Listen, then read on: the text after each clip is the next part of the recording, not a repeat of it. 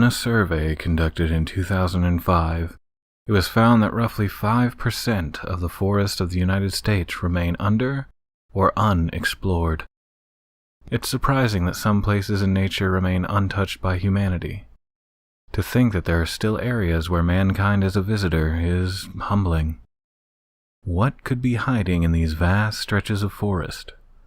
Some believe there is something out there, something large, hairy, and strangely human.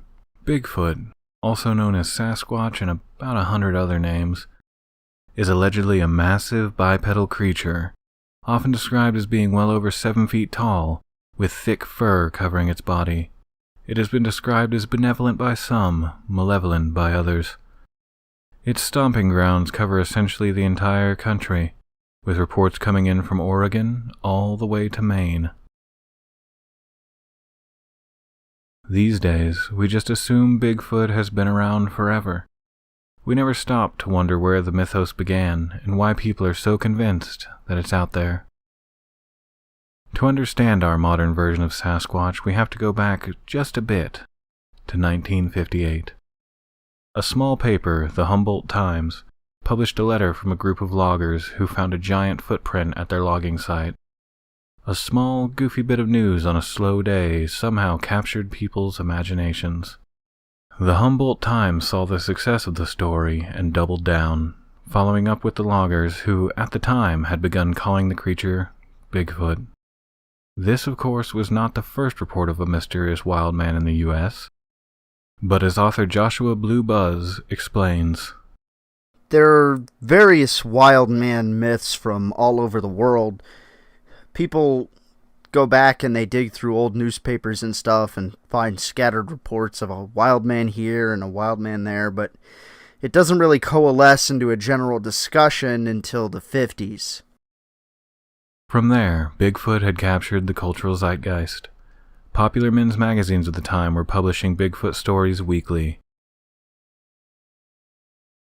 The untamed wilderness and the creatures it may have held were fascinating in a time where people thought the wild wilderness had been conquered. It allowed the average person to imagine taming a great wilderness and bringing down whatever 10-foot-tall guardian those spaces may have had.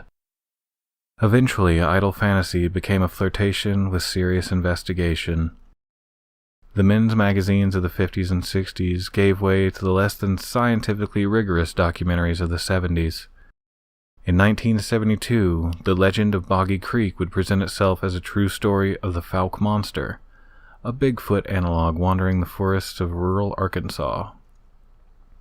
In the 80s, Bigfoot would become a kind of eco-warrior, a representation of the fragility and majesty of nature.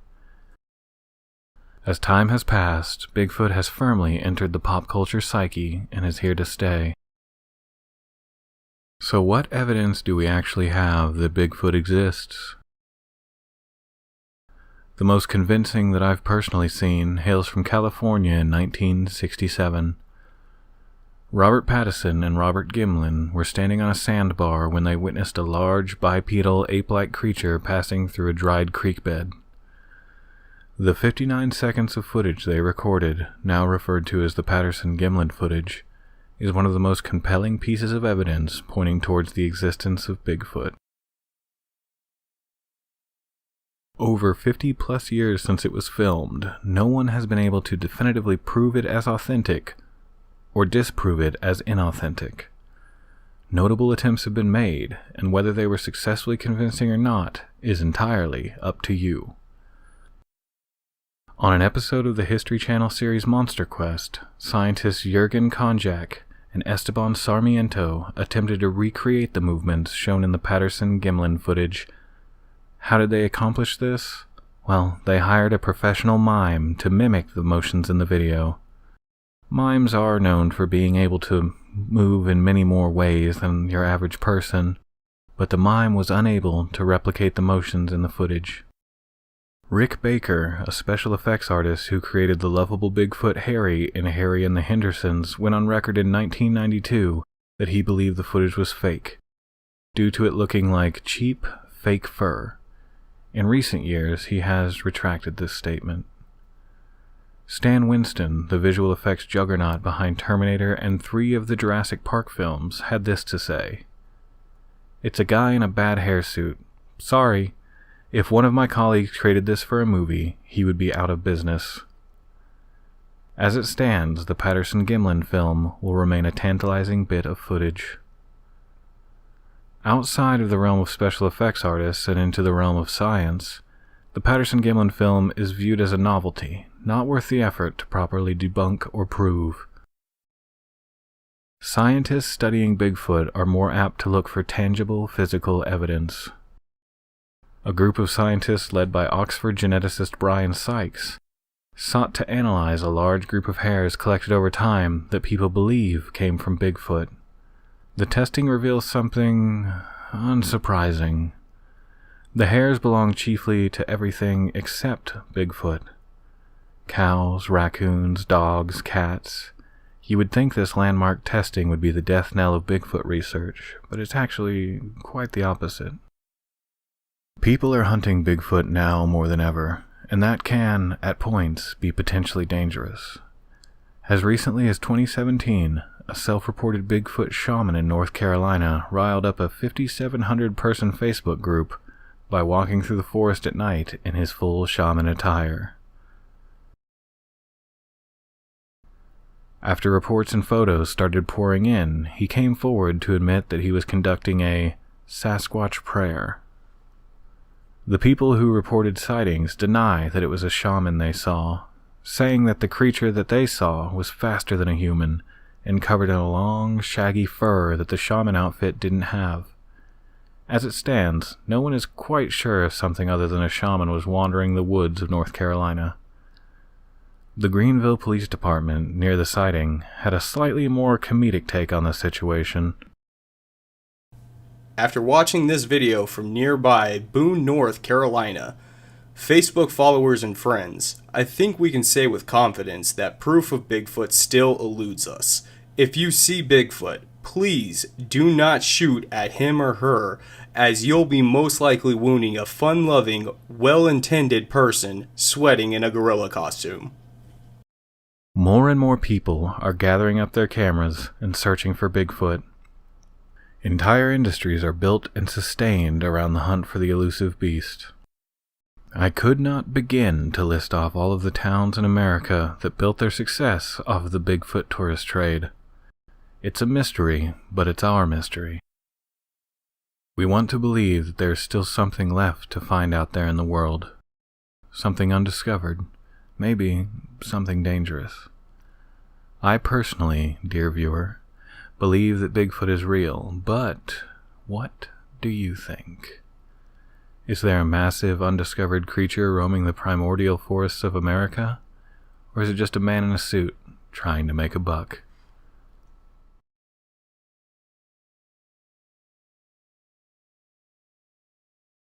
"52 by 31 by 31. Constructed of the wood of the Shida tree, gilded entirely in gold. 4 rings of gold attached to the corners. Pieces of wood inlaid with gold are to be pushed through these rings as carrying handles, and they are never to be removed. A golden lid upon which a seat will be placed, flanked by 2 golden cherubim.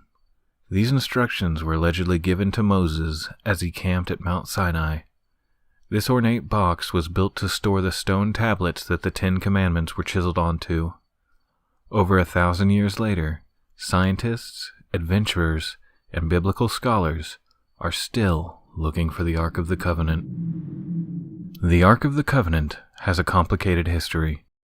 We could look at the tales of antiquity from the Bible and other religious texts to get an idea of its travels. After being carried by the Israelites during their 40 years in the desert, it popped up in the Battle of Jericho, being carried by a group of priests and an armed escort. It circled the city 7 times before a mighty shout brought down the walls of Jericho. The Ark continues to show up in biblical narratives. It's captured by the Philistines, and God strikes a man dead for touching it, among other things. The final location of the Ark in biblical texts is Jerusalem. Allegedly, King Josiah ordered the Ark taken there. 15 years or so after the Ark was taken to Jerusalem, Babylon sacked the city and took everything from the temple where the Ark was allegedly held. After that, things get fuzzy. Some people claim that the Ark was spirited away from Jerusalem and taken to heaven for safekeeping. I can find mention of the biblical John witnessing the Ark in heaven, but some theologians claim that the Ark seen in heaven is the original Ark, while the earthbound Ark pales in comparison. Stepping out of the Bible, I want to see where the Ark of the Covenant, if it exists, resides today. But before that, why do we want to find it? What importance does a box with 2 stone tablets have today? Well, if you are to believe most biblical tellings, the box contains, in some ways, God. Or it did back when it was being touted around by the Israelites. Some religions today believe that outside of archaeological interest, the Ark is useless as it no longer contains God. The Lemba people of South Africa and Zimbabwe claim that the Ark is the voice of God and a powerful weapon that can be used to sweep enemies aside. In popular culture, the Ark is often a weapon, able to clear entire armies, or in the case of Indiana Jones, melt a few Nazis. In biblical tales, the Ark is very ambiguous. It is carried into battles, but it's unclear whether or not it is brought as a weapon or just a testament to faith. Others have claimed that the Ark can bring down plagues upon enemies, bless companions, and lead to victory in battles. Many locations have been given as the supposed resting place of the Ark. One of the more compelling locations to some is, strangely enough, Ethiopia. The Ethiopian Orthodox Tewahedo Church has claimed that the Ark was brought to the church while a fake Ark was left in the temple in Jerusalem.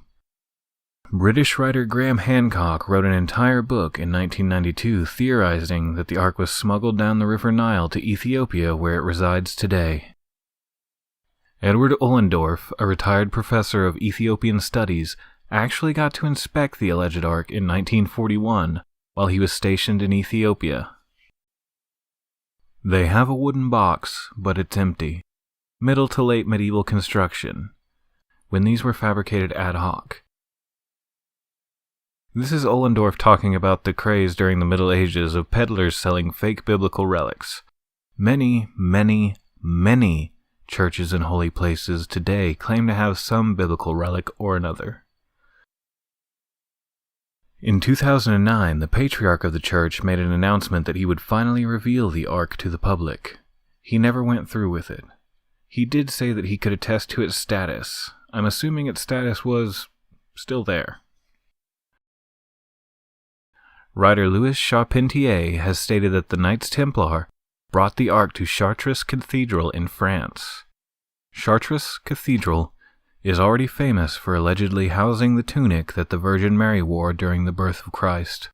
The theory posits that the Knights Templar, having regained the Holy Land in 1118, began searching in the former location of the temple where the Ark's final mention is in biblical texts.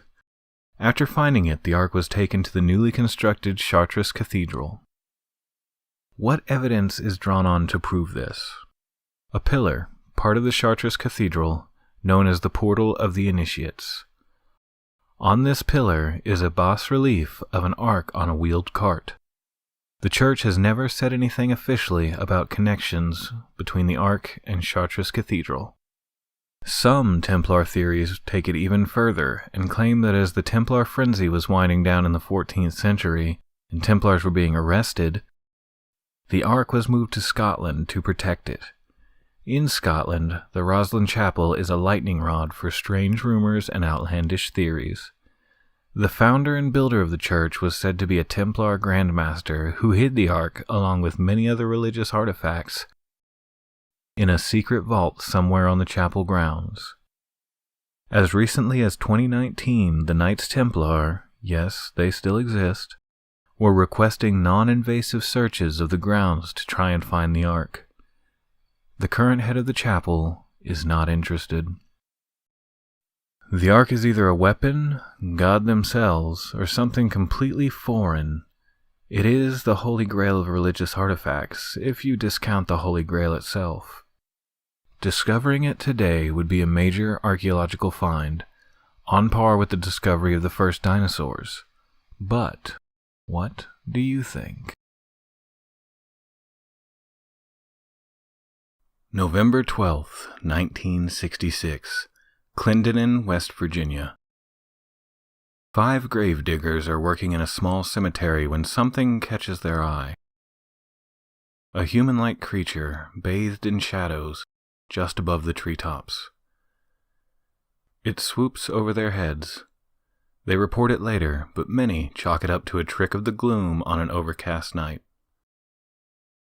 November 15th, 1966, Point Pleasant, West Virginia. Roger and Linda Scarberry, along with Steve and Mary Millette, were driving through the TNT area, the site of a former World War II munitions plant, when their headlights fall on a large figure. With a wingspan of 10 feet and glowing red eyes. They panic and take off into the night. They would later tell police that the creature kept pace with them, at times clocking at over 100 miles per hour.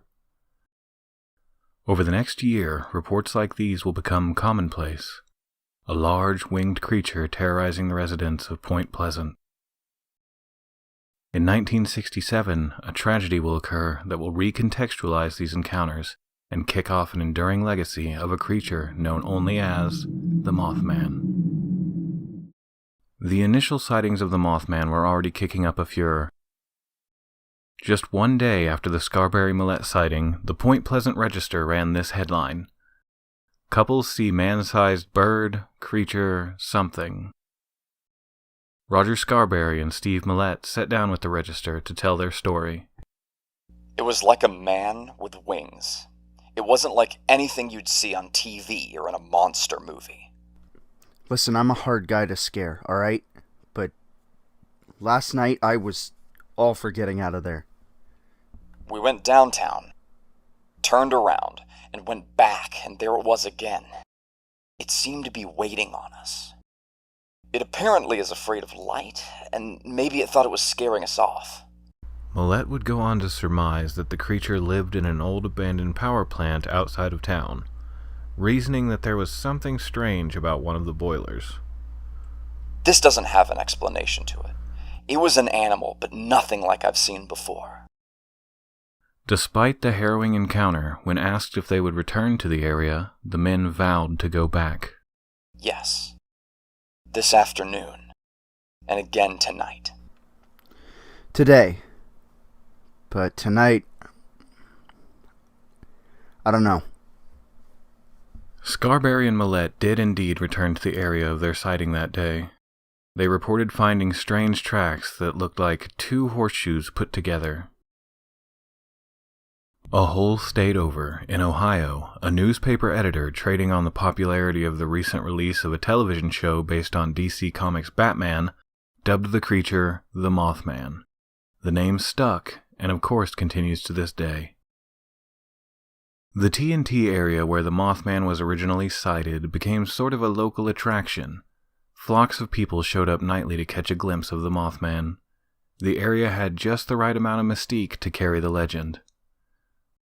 The 3,655 acres is occupied by 600 acres of farmland, 180 acres of wetland, encompassing 31 ponds, 1,100 acres of brushland, and 1,775 acres of mixed hardwood forest.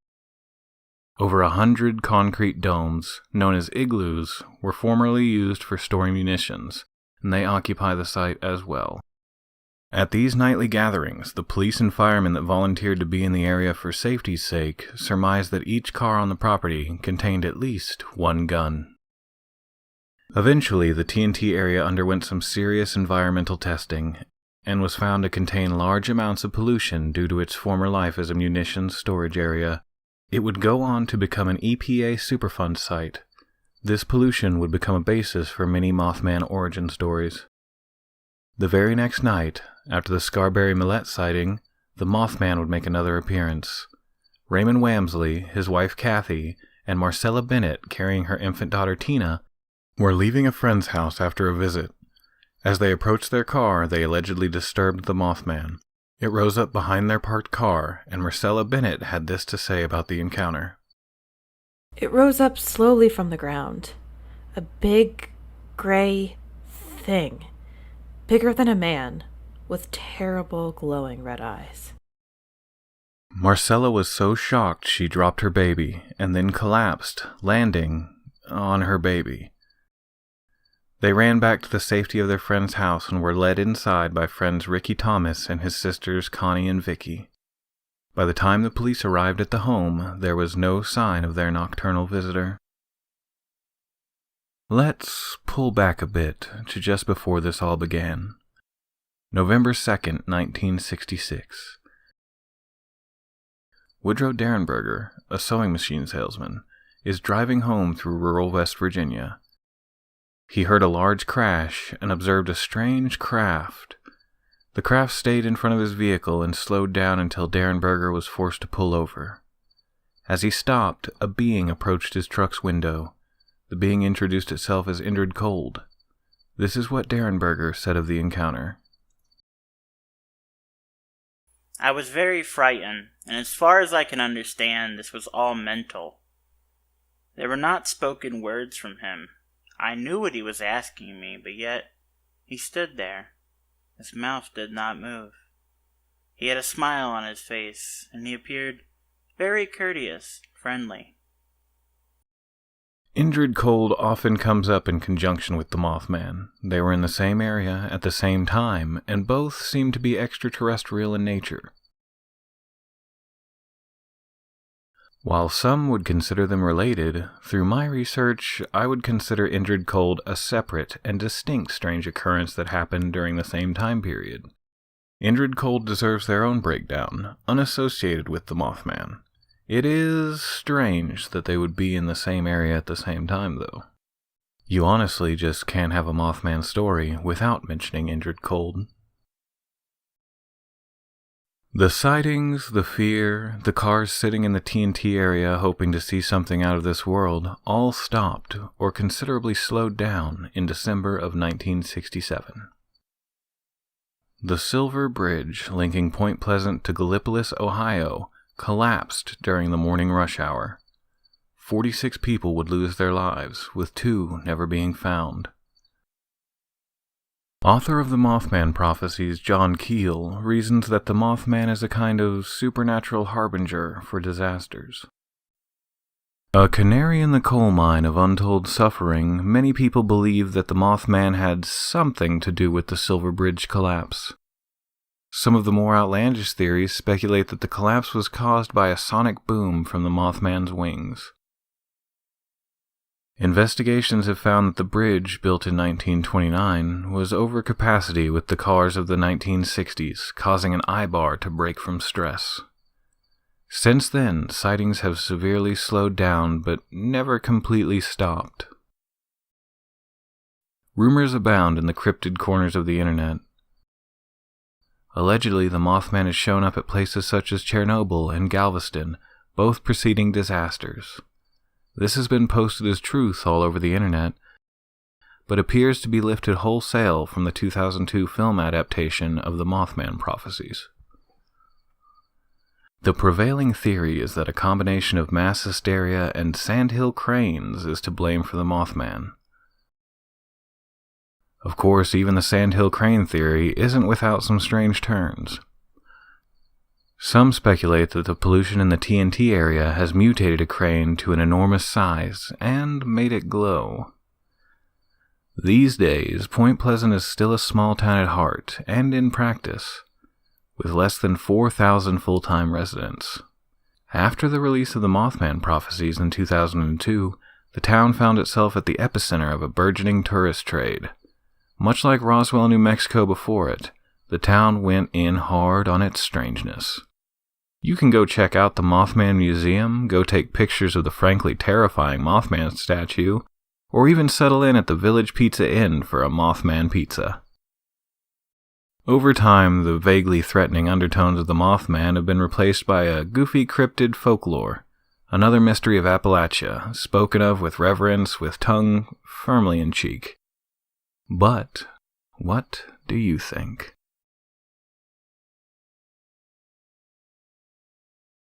August 1976. As summer drew to a close, 4 men, brothers Jack and Jim Weiner, along with Chuck Rack and Charlie Foltz, decide to spend the dwindling days of the season on a camping and canoe trip in Allagash, Maine. None of them could have imagined that what would happen in the wilderness of Allagash would resonate through the rest of their lives. Visions of abduction, experimentation, and extraterrestrials would catapult them into the spotlight and eventually divide them. A strip of northern paradise at the top of the state, Allagash is home to less than 300 full-time residents. The thousands of miles of pristine woodland are a crown on northern Maine. The men made camp their first day and decided to canoe up the river to fish. After stoking a roaring fire, they headed out. As they traveled along the river, each in turn noticed something strange. A light was following them, seeming to stay on them as they went down the river. They continued on and thought nothing of it. 2 nights later, the light was back. The men were out on Eagle Lake fishing when they noticed it. Charlie decided to try and signal the light. He signaled an SOS and the light beamed down on the men. They decided to paddle back to their camp, and according to them, the light followed the entire way.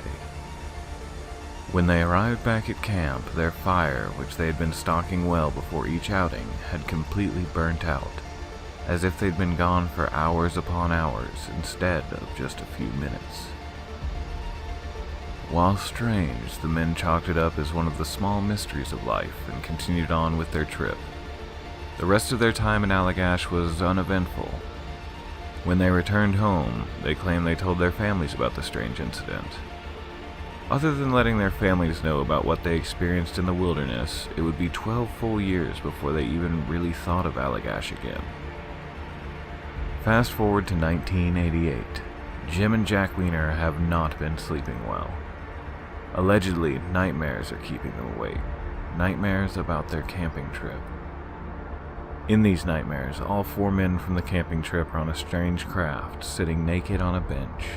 They report feeling fearful.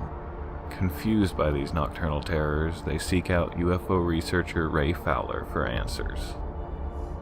After speaking with Charlie and Chuck, all 4 men agree to undergo hypnosis to try and figure out what happened in 1976. Allegedly, they agree to be hypnotized separately and to not tell the other men what they remembered of that night. When the 4 men were brought together, it was found that each had remembered roughly the same thing. They were taken to a ship and experimented on by extraterrestrials. Jack recalled the alien faces, calling them terrifying.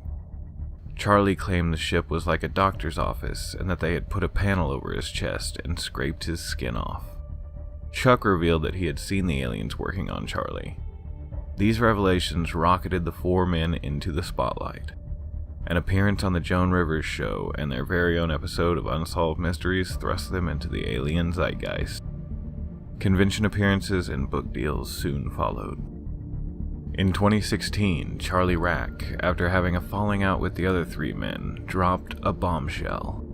The abductions never happened, and the Allagash Incident was all a money-making scheme. He stated that although he publicly announced that the hypnosis had uncovered long-buried memories, he was lying. As for a motive for this long-running plot, Charlie had this to say. We were compelled to stay together. All of us speculating that this thing could go into the millions of dollars for each of us. We made very little. He would go on to admit that the men were using hashish on their fishing trip, and that other than seeing a strange light, he couldn't speak to any other strange happenings. The other men, for their part, remained steadfast in their belief that an abduction happened. The other men claim that Charlie Rack is a short-tempered man with mental problems, lashing out at his former friends. Since the revelations in 2016, Jim and Jack Weiner, along with Chuck Foltz, continue making appearances at UFO conventions, spreading the tale of the time that they were experimented on by aliens. But what do you think?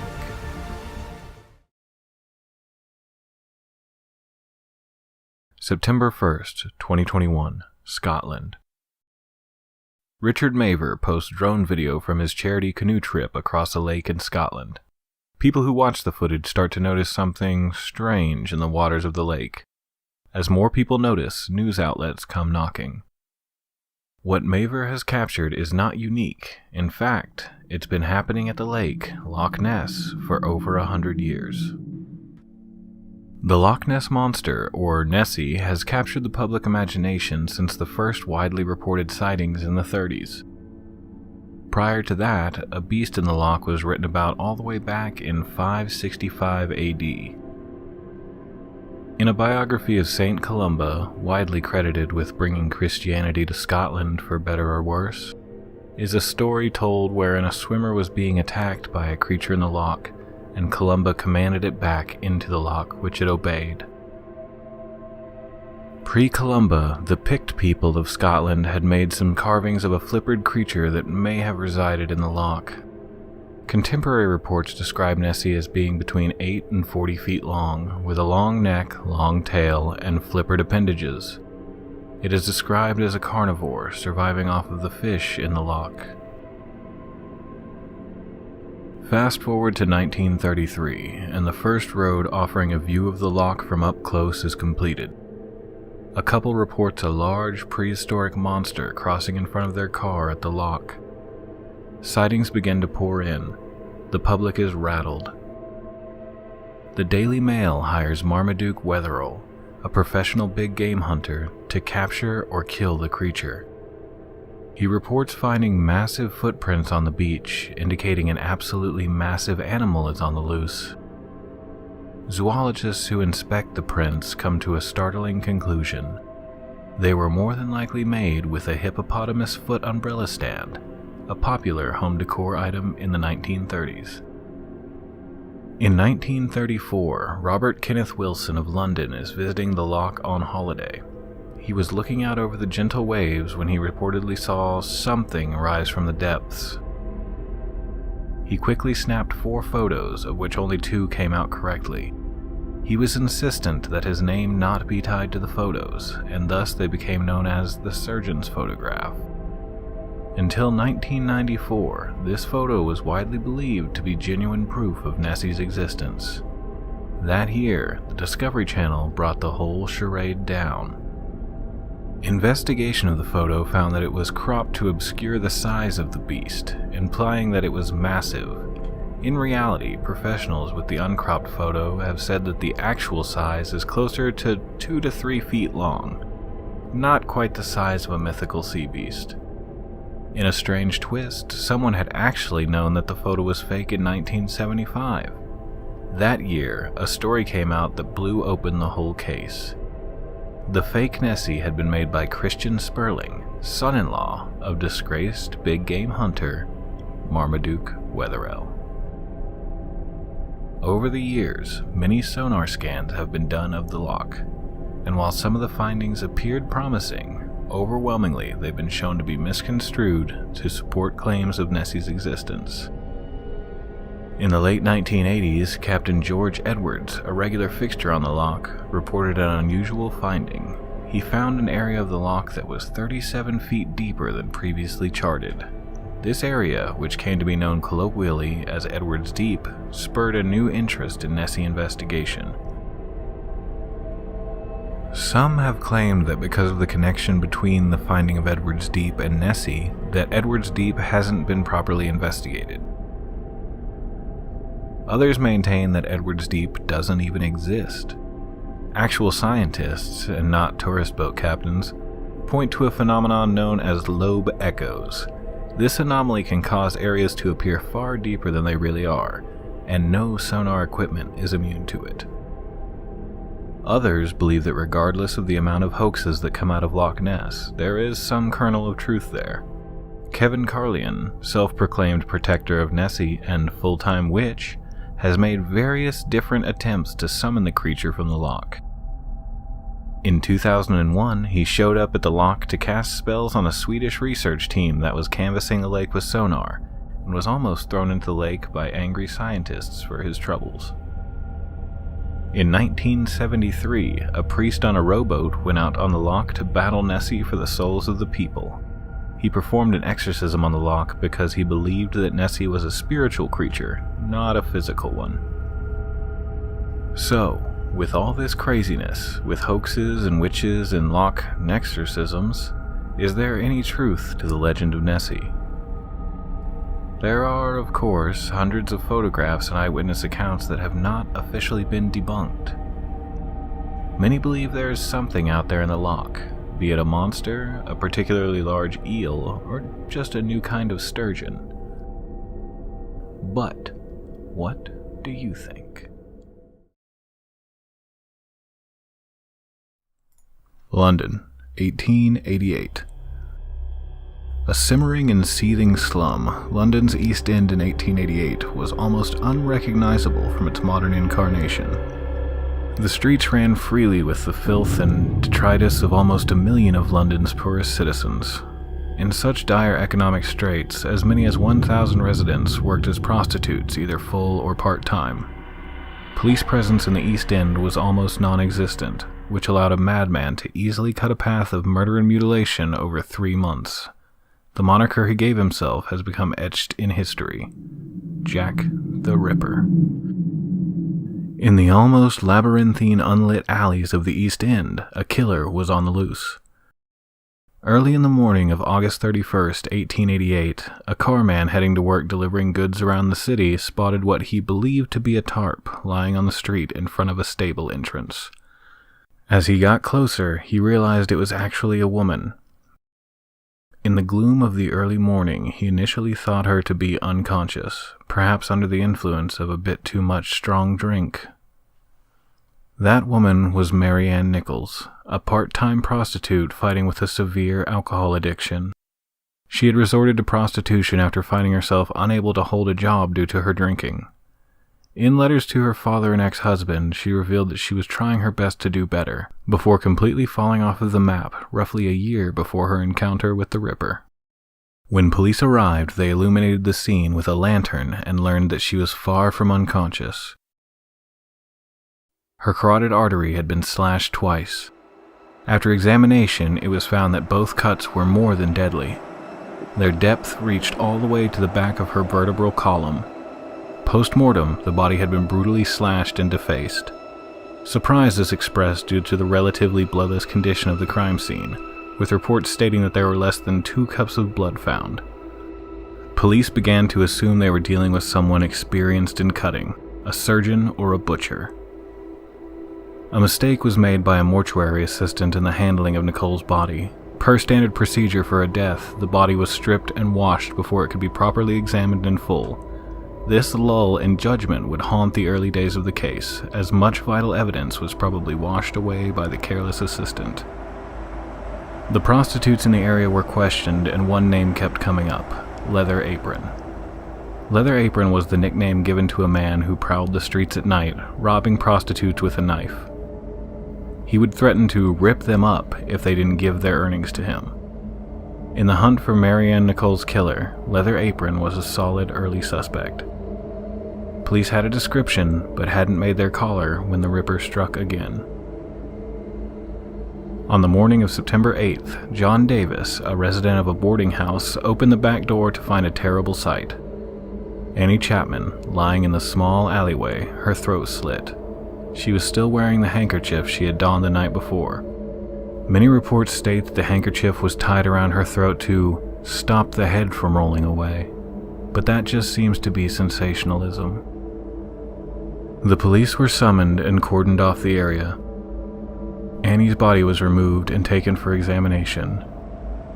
It was found that her uterus had been expertly removed and was nowhere to be found. Police gave strict orders that the body not be touched after it was taken to the morgue. The mortuary assistant who had previously stripped and washed Marianne Nicole's body was told directly by the police to not make the same mistake twice.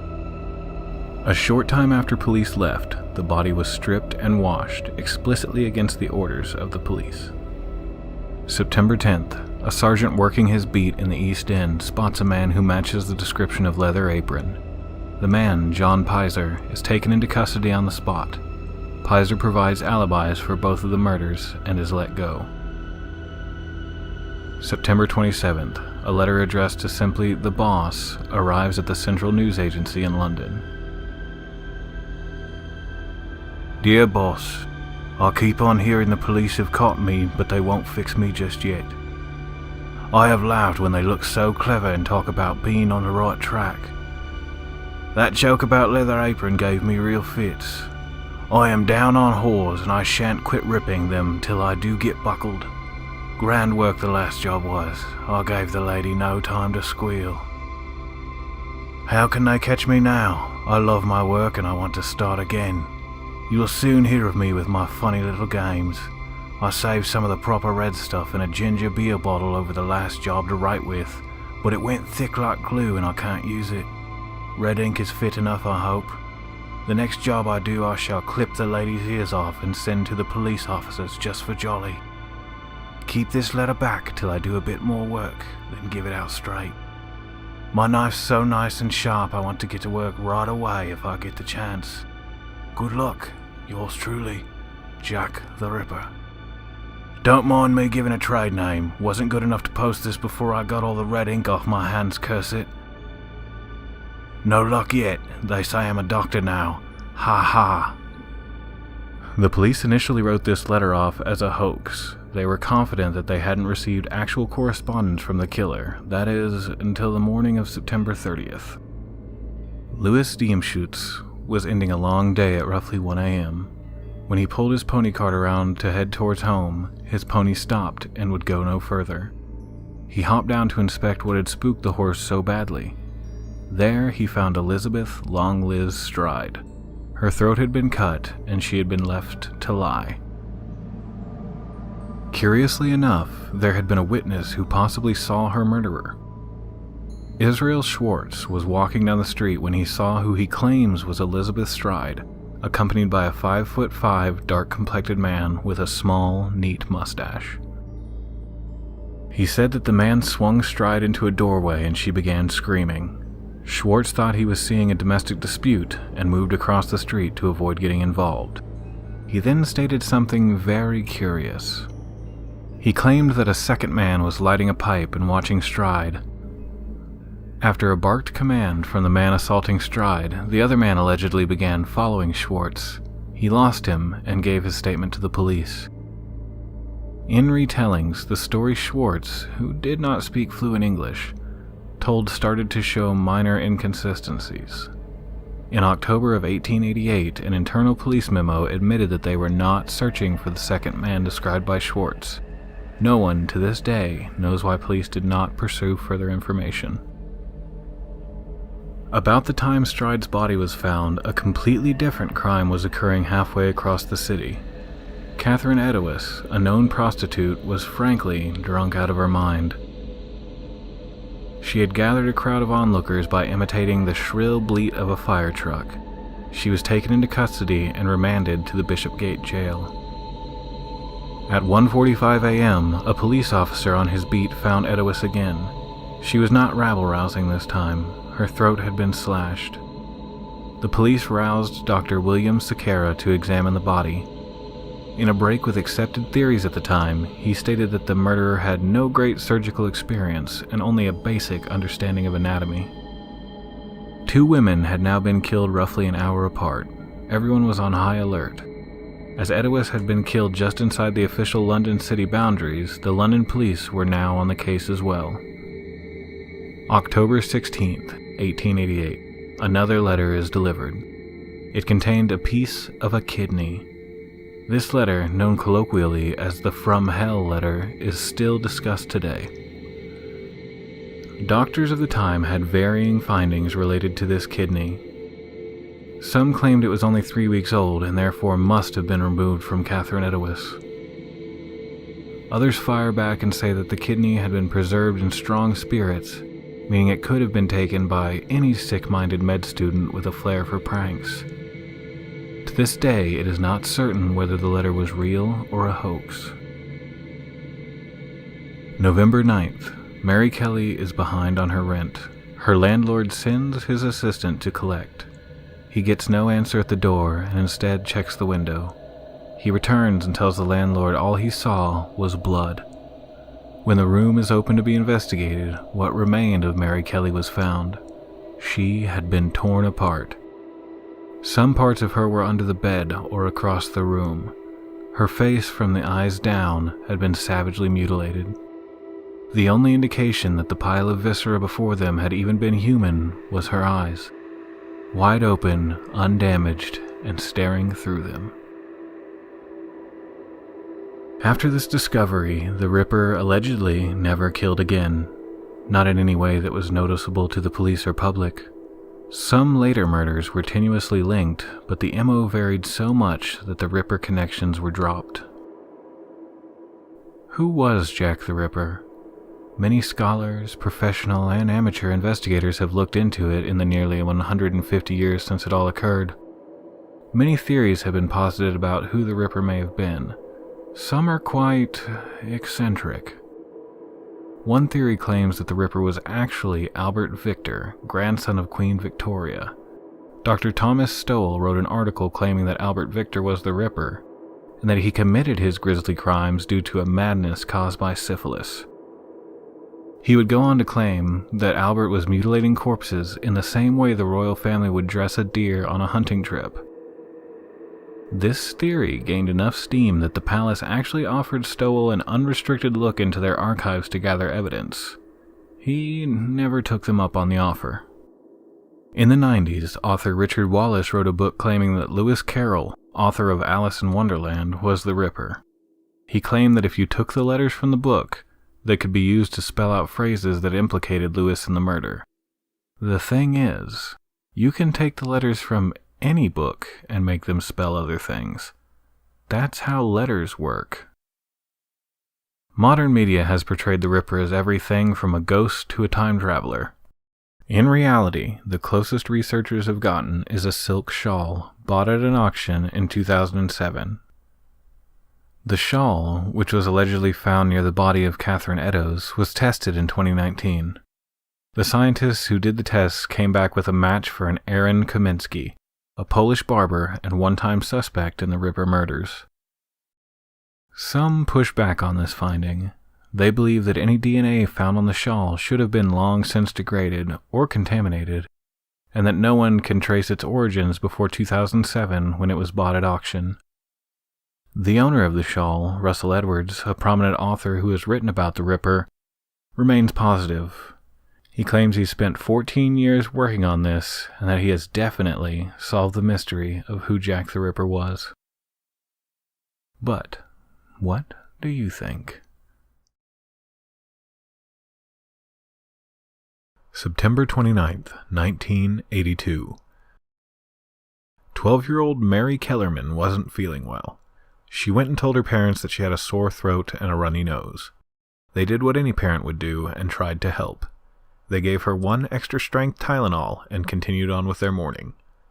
By 7 a.m., Mary was dead. Elsewhere in Chicago, postal worker Adam Janus suddenly suffered a massive heart attack and was pronounced dead at the hospital. In the months that followed, these deaths, and others, would completely change the way we live today. Shortly after the death of Adam Janus, his brother and sister-in-law, Stanley and Teresa, went to his home to grieve with the rest of the family. After suffering massive headaches, they both took an extra-strength Tylenol out of a bottle they found in Adam's house. Later that day, Stanley would die, with Teresa following just 2 days later. Dr. Thomas Kim, medical director of Northwest Community Hospital's intensive care unit, who had handled delivering news to the Janus family, received a call that the family was coming back. His recollection of the incident is as follows. As I was putting on my blue blazer to leave, around 5:30, a nurse told me that they were bringing the Janus family back. And I said, well, it's probably the parents, because they were feeble and they might have been very upset. And the nurse said, no, it's his brother. I had been talking to this 6-foot healthy guy. And I said, well, what happened? Did he faint? And she said, they're doing CPR, and they're working on his wife, too. That's when I took my blazer off. Something strange was happening. first Adam Janus, and then his brother and sister-in-law shortly after they arrived at his house. There had to be a link there. Nick Pichos, investigator with Cook County's Medical Examiner's Office, who had earlier in the day interviewed Mary Kellerman's father over the phone, arrived at the hospital. He asked around, and no one knew what was happening. He knew they needed to get to Adam Janus' house and try to find a reason for these deaths before anyone else died. Elsewhere in Chicago, Mary Reiner is at home with her 1-week-old baby. She's not feeling well and takes an extra-strength Tylenol and collapses dead shortly after. Mary McFarland, working at an Illinois Bell store, goes to the back room to take a couple of Tylenol for a headache. She is the 5th mysterious death linked to taking the pills. When investigator Pichos, along with nurse Helen Jensen, arrive at the Janus house, they believe they might have discovered what was happening, but not why. I found a bottle of Tylenol, and there were 6 capsules missing, and 3 people dead. In my mind, it had to be something to do with the Tylenol. And of course, there was no protective sealing on this or any other over-the-counter drugs. They just had cotton tucked in there. So, we went back to Northwest Community Hospital. We took the bottle with us. Nurse Jensen took the bottle of pills, dropped it down in front of everyone, and declared that it was the cause. Initially, no one believed her. They insisted that it couldn't be the Tylenol. Jensen may have thought she had the cause, but she had no proof. Luckily, the paramedics who had attended to Mary Kellerman had taken possession of the bottle she had used that morning. Dr. Kim sent blood from the victims to a lab for testing while Pichos checked the pill bottles. They had the same control number, MC2880. Pichos was instructed to smell the pills. They smelled strongly of almonds, a smell commonly associated with cyanide. The lab work returns to Dr. Kim, and it's just as he suspected. Levels of cyanide 100 to 1,000 times more than the amount to kill a human. Immediately, Tylenol parent company Johnson & Johnson is put on the back foot. A press conference is held by the deputy medical examiner, warning people that cyanide had been found in Tylenol capsules. Shortly after, Johnson & Johnson recalls all of lot MC2880. The next day, after the death of Paula Prince, a 35-year-old flight attendant, Chicago Mayor Jane Byrne makes a decision that likely saved a lot of lives. She demanded all Tylenol be removed from shelves in Chicago. Just 2 days later, Johnson & Johnson recalls every bottle of Tylenol in the country. 31 million bottles, worth more than $100 million. The police had more than 1,200 actionable leads. They met with higher-ups from Johnson & Johnson, thinking that maybe this was the work of a disgruntled employee on the factory side of production. Johnson & Johnson receive a letter. The Tylenol murders would stop if they paid the writer $1 million. The letter was traced back to James Lewis. After a lengthy investigation into Lewis, the Chicago police superintendent had this to say. It wasn't James Lewis. James Lewis was an asshole, an opportunist. He tried to extort some money from Johnson & Johnson and he went to jail. He was in the joint a long time. When someone is in the penitentiary, you can go and talk to him, with or without his lawyer present. In all those years, all the work on James Lewis to put it together, nothing. Some still believe that Lewis had some hand in the poisonings. He was the only suspect of note. Now, 30-plus years later, no one knows who was poisoning Tylenol. During the investigation, a few more contaminated bottles showed up. Some think that one of the victims was targeted, and that the killer contaminated other bottles of pills to cover their tracks with innocent bodies. Others believe that the goal was to shut down the United States. Thankfully, with the quick thinking of the doctors and investigators, the pills were removed from the shelves before the domestic terror plot could play out fully. In 2012, the FBI requested DNA samples from Unabomber Ted Kaczynski due to his first 4 crimes occurring in Chicago and his parents owning a home in Lombard, Illinois. Due to the Tylenol poisonings, over-the-counter drugs are now required to have a tamper-resistant seal on all bottles. The case remains open. So, what do you think? September 21st, 1952. Anna Elizabeth Mitchell is born in Bavaria, West Germany. Daughter to devout Catholics, she would attend Mass twice a week for most of her life. When she was 16, Anna experienced a serious seizure that led to a neurologist diagnosing her with temporal lobe epilepsy. Although her seizures became less frequent with medication, almost vanishing altogether, something was stewing under Anna's serene surface. The years that follow would see her falling into religious fervor that would eventually lead to the death of Anna Mitchell, better known by her nickname, Anneliese. Anneliese Mitchell didn't know what to do. When she graduated college at 20, she began to notice a particular distaste for religious iconography.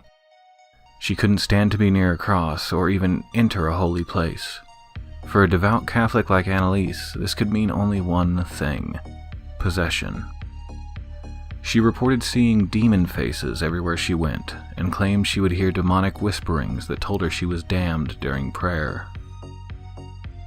She sought out the help of various clergy, but they declined.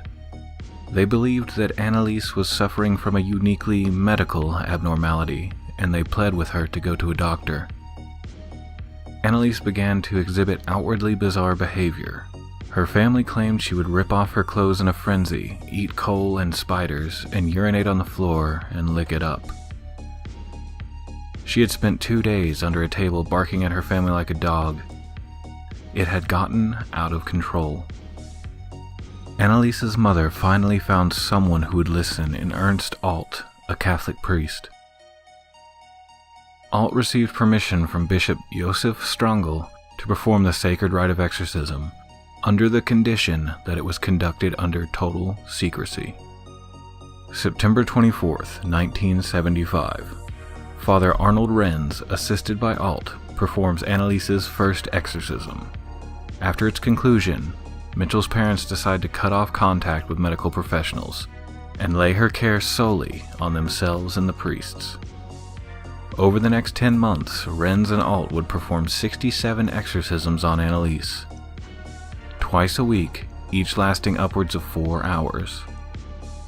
During these exorcisms, Anneliese stated that she was infested with multiple demons, chiefly Lucifer, Cain, Judas Iscariot, Adolf Hitler, Nero, and Fleischmann. Anneliese tore the tendons and broke the bones in her knees from constantly kneeling to pray. She stopped eating and drinking other than when forced. She spent the better part of her 10 months of exorcism restrained. On July 1st, 1976, Anneliese Mitchell died from malnutrition and dehydration. Almost immediately afterwards, her parents and the priest that performed the rites were charged with negligent homicide. At the time of her death, Anneliese weighed just 66 pounds, her knees were broken, she had become pale with large black splotches surrounding her eyes, casting a ghastly visage. Renz and Alt, throughout the case, maintained that Anneliese was possessed, and that her death had finally freed her. Her parents, on the other hand, did not think she was free. A nun had informed Anneliese's mother that she had a vision of Anneliese's body still whole, a sign of possession. Her parents had her exhumed and only discovered that her body had suffered standard decomposition. Renz and Alt were found guilty and sentenced to 6 months in jail, which was suspended. They served 3 years of probation apiece. Anneliese's parents were found guilty but not punished because they had suffered enough, which is taken into account in German law. Today, Anneliese Mitchell's story means different things to different people. Religious groups in Germany have touted it as a victory of spirituality over science, and Anneliese's grave has become a kind of pilgrimage site. Pilgrims will show up to sing and leave notes before continuing on with their day. Others see it as proof of the backwards nature of organized religion, a sad tale of what happens when you rely chiefly on your faith instead of tested medical practices. But what do you think? In this age of ever-connectedness and smartphones on almost every person, we never really consider getting lost. We assume that we're never far from civilization so long as we have that little rectangle in our pockets. It seems almost absurd that someone can just walk off the face of the earth. Recent cases, notably the Gabby Petito case, have reminded us that sometimes you're much farther from civilization, and even civilized people, than you think. June 28th, 2021. Lauren Cho is working as a chef at an Airbnb just outside of Joshua Tree National Park in Yucca Valley, California. In 2020, she had quit her job as a teacher in New Jersey and embarked on a cross-country road trip with her friend Cody Orrell. The end goal was to start a food truck in Bombay Beach, California, so ending up as a private chef at an Airbnb by mid-2021 seemed on track. A housekeeper at the Airbnb would later state that on the morning of June 28th, both Cho and Orrell had started drinking early. This continued throughout the day until an argument broke out between the two.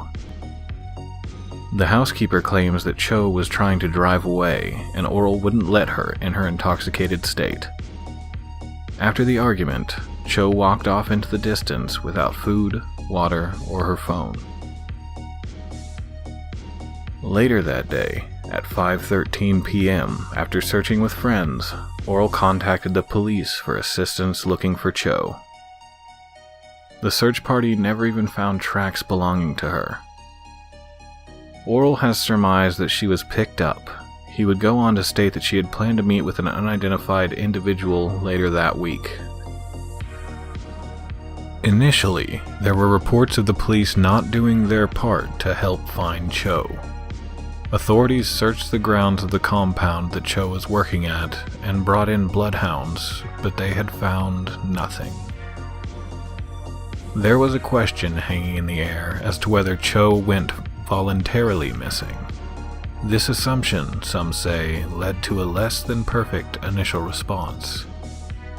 Cho's family, for their part, have remained hopeful. A Facebook page has been established to help funnel in any tips that the public may have. Fixed-wing aircraft, helicopters, and a special team investigating suspicious deaths and disappearances have been brought into the Yucca Valley area to assist. Yucca Valley is in the southern part of California. It is harsh, unforgiving scrubland. Through many years, the people have pushed back nature just a small bit to give them a place to stay. Outside of populated areas, Yucca Valley is unforgiving. Summer temperatures can easily reach 110 degrees Fahrenheit. It is in this dry, dusty valley that search teams discovered unidentified human remains on October 9th, 2021, just a couple of weeks ago. The remains have been sent for testing and identification, which authorities say could take several weeks. During the recording of this video, the search for Cho was still going full force. Unfortunately, October 28th, 2021, the remains found in Yucca Valley were positively identified as those of Lauren Cho. While this is not the outcome anyone wanted, we want to extend our sincerest condolences to Cho's family, and hope that although we may never find out what happened in the desert, that her family has been afforded some closure.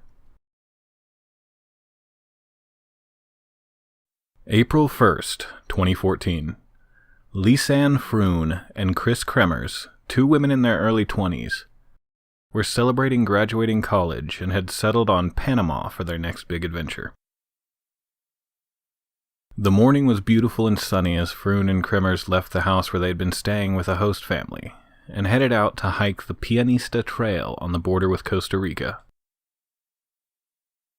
They packed light, with only swimsuits, sunglasses, and a camera to chronicle their exploits. The dog of their host family, Azul, also joined them. This was the last time anyone would see them alive. Later that night, when Azul returned home without Kremers and Froon, their host family became worried. They contacted Froon's mother, who tried to call her, reaching no one. The police were notified and a search began. For the next 10 days, dogs, helicopters, and search teams combed the trail where the women had gone missing. They found nothing. Eventually, the amount of searchers showing up every day began to dwindle, and Kremers and Froon remained missing. Allegedly, the only person to have seen the women reported that they had seen them eating breakfast with 2 unidentified males. This eyewitness statement has not been corroborated. 10 weeks later, a local found a backpack in a rice paddy near the trail. The backpack raised far more questions than it answered. It contained both of the women's phones, along with their camera and a water bottle, among other personal items. Starting in the evening of April 1st, there were numerous calls to emergency services logged on Froon's phone. The area they were in had bad cell service, and none of the calls made it through. By April 5th, the calls from Froon's phone stopped completely. Strangely, there were 77 failed access attempts to unlock Kremers' phone.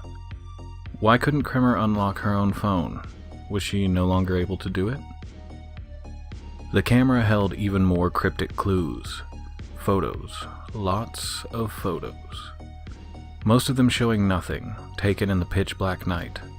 Some speculate that they had been using the flash of the camera to provide light, or to try and signal passing aircraft or rescuers. We will probably never know what the camera was being used for. Out of the series of photos, one was missing. One photo from between the daylight photos of the girls enjoying their hike and the frantic nighttime photos. Photo 509. Authorities don't know why it was deleted or what it may have been of.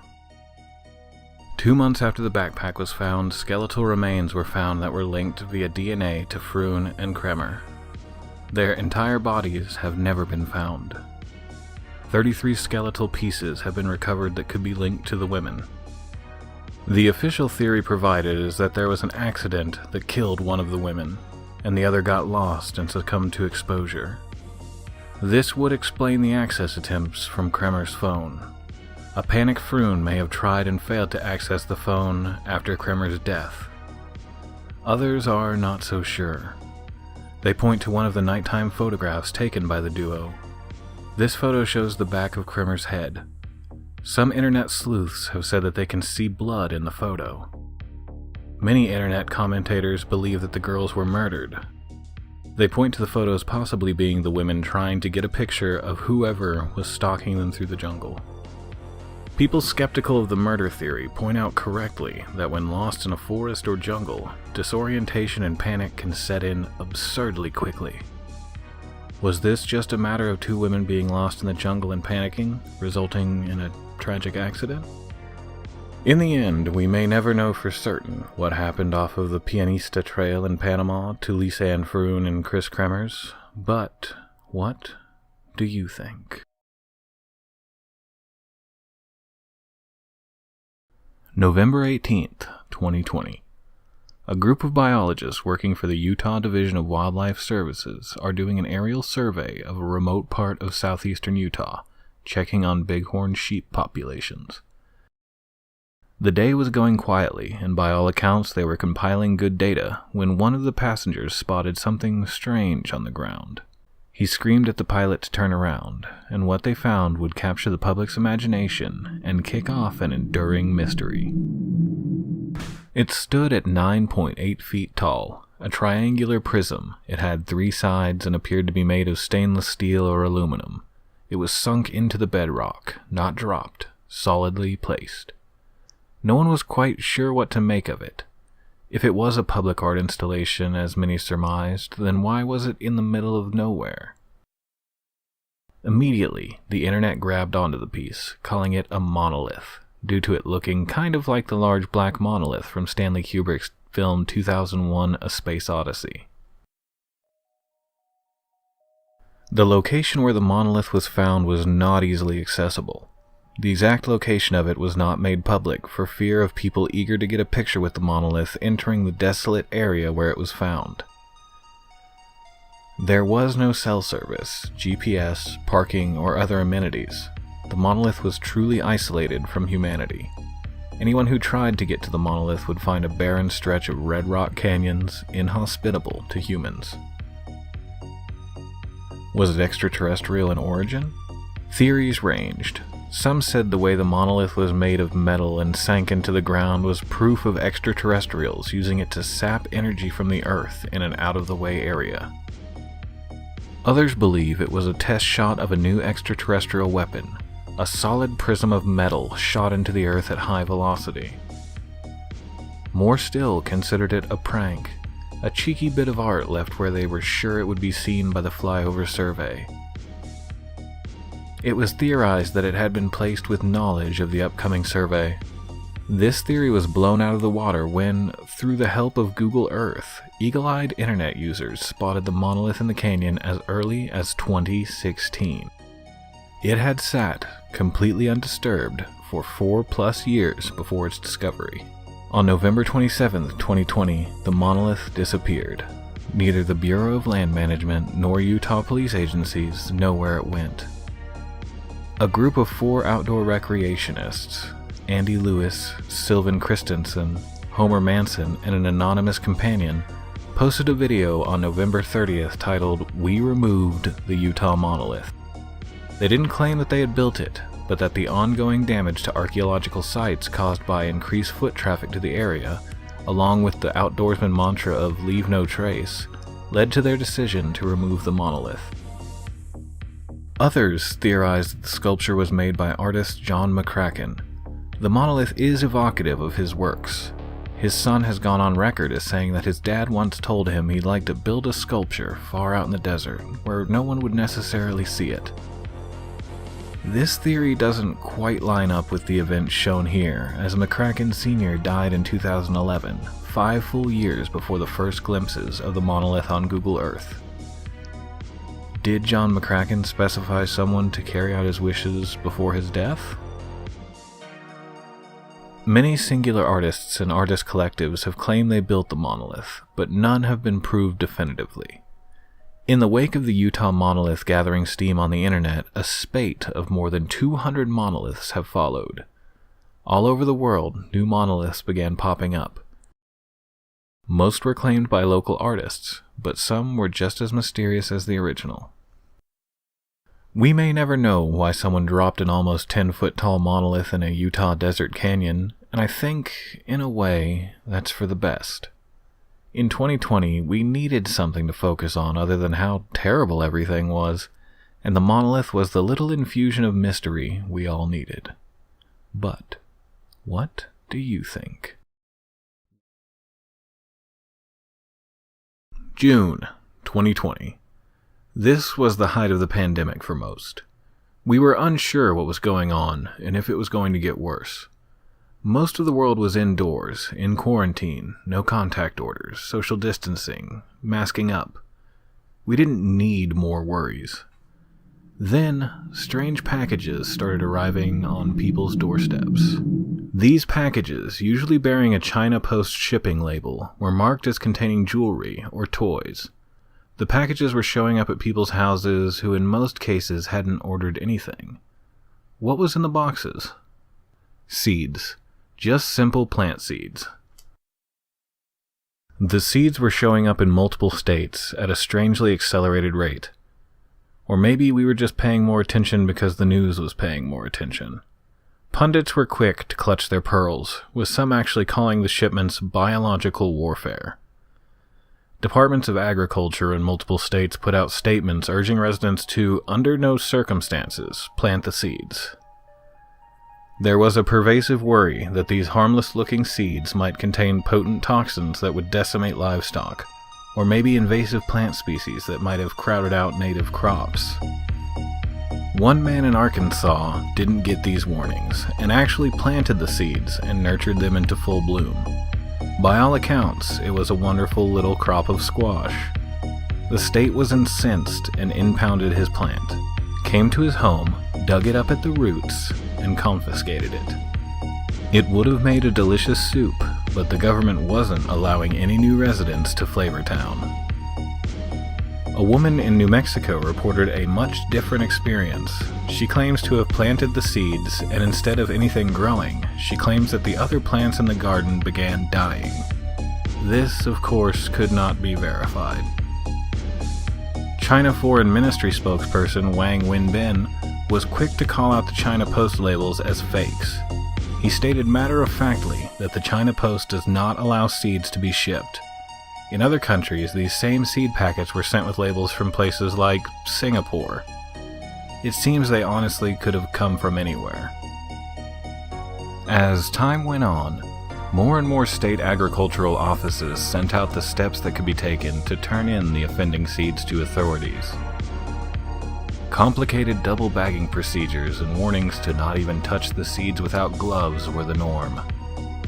No one ever died from the seeds, and as far as I can tell through my research, the seeds never caused a verifiable, documented problem. Nevertheless, the seeds were collected and sent to labs for testing. Tests were done on the seeds and found that they were just regular seeds. At the beginning of the whole fiasco, while states officials were looking at these plants as some sort of state-sponsored eco-terrorism, some pointed to a far more likely scenario: brushing. Brushing is when a seller on an e-commerce site boosts their ranking by falsifying reviews and sales. Mailing cheap products to unsuspecting customers is one way to do that. The practice is common in China. Some remain not so sure. Just as soon as the mysterious seeds started showing up, it all ended. You no longer see huge media pieces about mysterious seeds from China. It still happens, make no mistake. Every day people are receiving mysterious seeds in the mail. The news has just moved past caring. They were obviously harmless. I think it's probably time to return that man's squash plant. But what do you think? 1984, or thereabouts. A man known only as Darius S. records an episode of a popular radio show in Germany. Musik für junge Leute, or music for young people. As Darius cared only about the music and not the disc jockeys playing it, he would meticulously remove them from his recordings. One of the songs from this 1984 broadcast remains, to this day, unidentified. Known only as the most mysterious song on the internet, it has become an object of fascination and investigation for hundreds, if not thousands, of people around the world. Darius S. had no idea that this 2 minutes and 55 seconds of early 80s synth pop, at times feeling evocative of The Cure, would become so notable. It is a wholly uninspiring bit of music in my opinion, but I could see myself maybe bobbing my head to it if I found it on a classic station. I would never think to look up who made it, and I certainly wouldn't engage in a years-long campaign to find it. Most people are not me, though. In 1985, Darius S. added the song to a playlist he made of unidentified songs played on NDR, the public radio station he originally heard the song on. The tape was labeled Cassette 4, and contained about 25 of what he called in an interview with Rolling Stone, unknown pleasures. Songs that he liked, but didn't know much about. In 2007, Darius's sister, who has at different times gone by Lydia H., Anton Rydell, or just Blue, bought him a domain where he could store his newly digitized collection. Lydia stated that she had started researching the song, doing cursory Google searches for lyrics, all to no avail. She went to the next best place on the 2007 internet, a Usenet group. She posted a short snippet of the song to see if anyone had heard it. No one was biting. The song sat there, and other than an upload to YouTube in 2011, no one seemed to care or notice the song. That is, until Gabriel da Silva Vieira found it. A 16-year-old post-punk fan from Brazil, Vieira was entranced. He quickly posted the song to his own YouTube page, and took it to the front page of the internet, Reddit. From there, the song took off like a shot. It was torn apart, put back together, ran through spectrograms, and picked through by only the most astute of internet detectives. They found nothing. The next best thing was to find out who played the song, which was actually fairly easy, as the disc jockey who hosted Music for Young People still worked at NDR. Paul Baskerville, the DJ behind music for young people, was contacted regarding the mysterious song. He doesn't recall it, isn't sure if it was even on his show, and is slightly perplexed as to why people are still searching for the song's creator. From there, the theories go, well, everywhere. Someone emerged on Reddit who claimed to know who the band was, but then claimed that the band had been shot dead trying to climb the Berlin Wall. Others have claimed to own the song, but could never provide actual proof.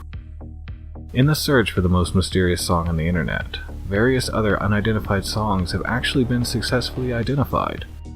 The community that sprung up around the original song throws its talent into the search for other unknown pleasures. A Twitter account has popped up, The Mysterious Song, to work on the ongoing search for the most mysterious song, along with other equally mysterious offerings. Some believe it's all a hoax, a fun bit of internet mystery to keep people on their toes. Others think it's viral marketing for a band's upcoming album.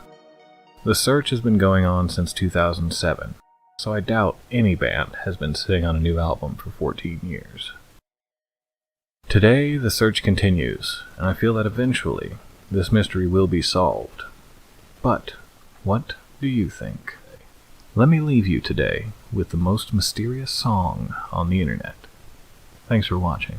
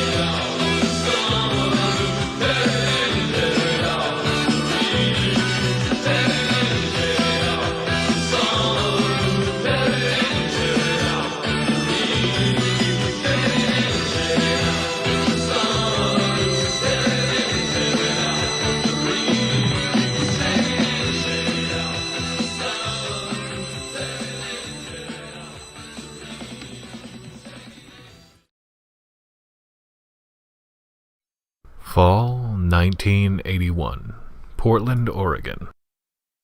It is the height of the golden age of arcade games, and players were pleased to discover a new cabinet had made its way into arcades all around the Portland area.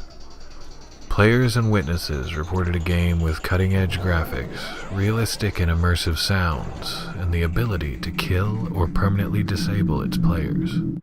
Polybius is the name given to this mysterious arcade cabinet. Though no video or photographic evidence exists of it, the legend of Polybius has sunk deep into the collective consciousness of gamers everywhere.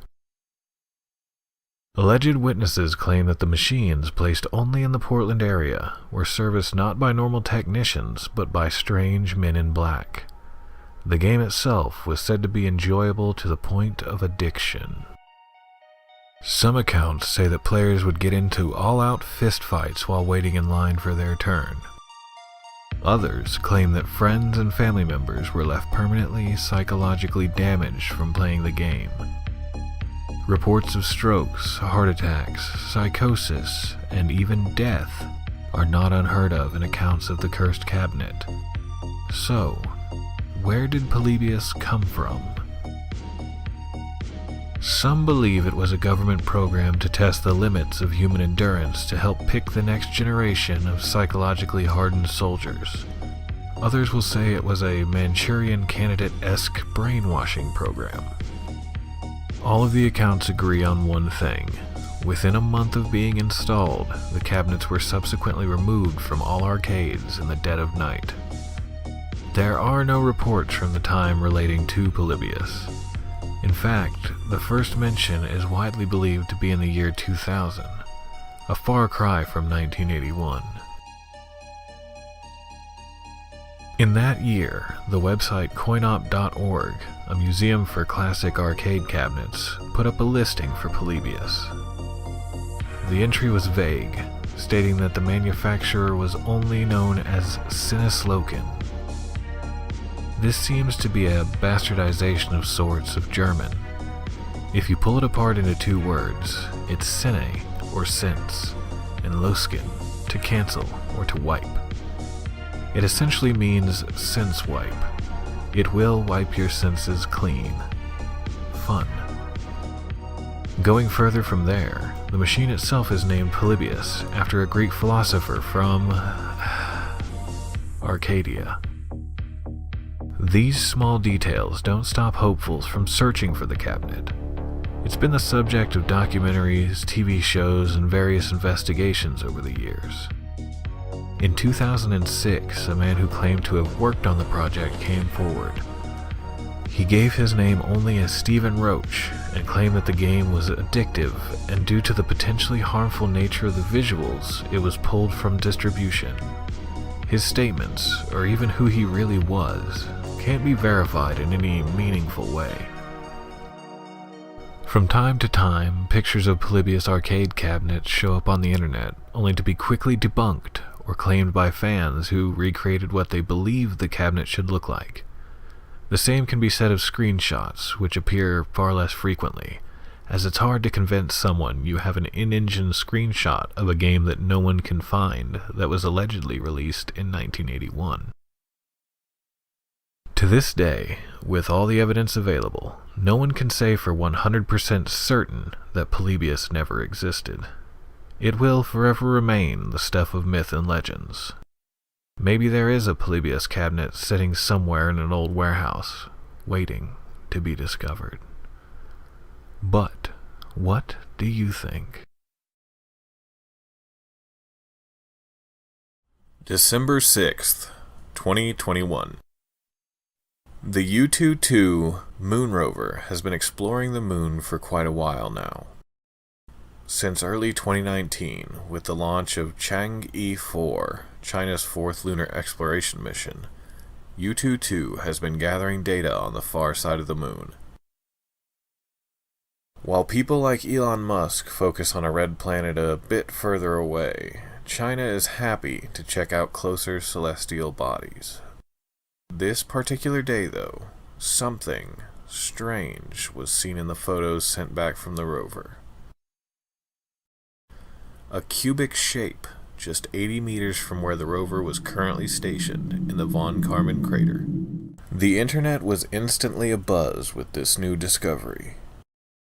Space will always hold a particular sway in our society. We feel as though we've explored what Earth has to offer, which is undoubtedly untrue. We still consider space to be the final mystery. its vastness able to hide anything we can imagine.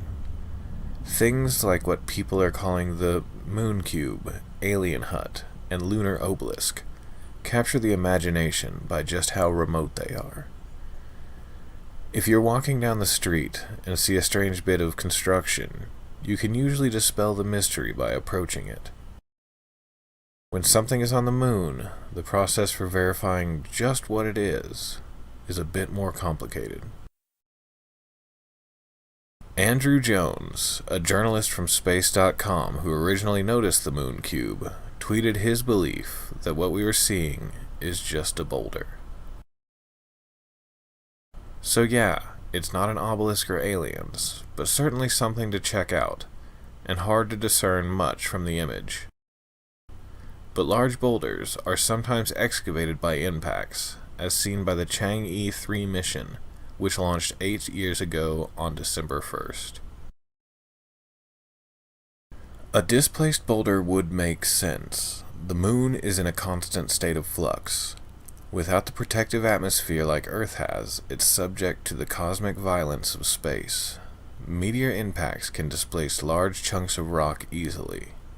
The moon never looks the same on repeat visits due to these geological changes caused by the rigors of space. A lot of the initial furor over the moon cube is based on what it was called in China's official confirmation of the object. They referred to it as Shinmi Jiaowu, or Mystery House. Why call it a house if it's just a chunk of boulder?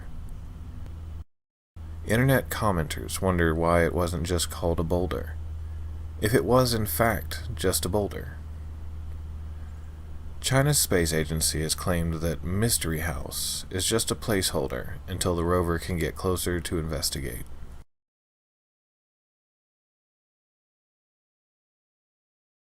Why can't the rover just go investigate now? It's been over a week since the moon cube was initially seen. While the journey isn't as simple as just romping over to the cube to take a look, China's space agency has estimated it will take 2 to 3 lunar days, 2 to 3 Earth months, to safely navigate to the object. During that time, all we can do is speculate and wait. But what do you think?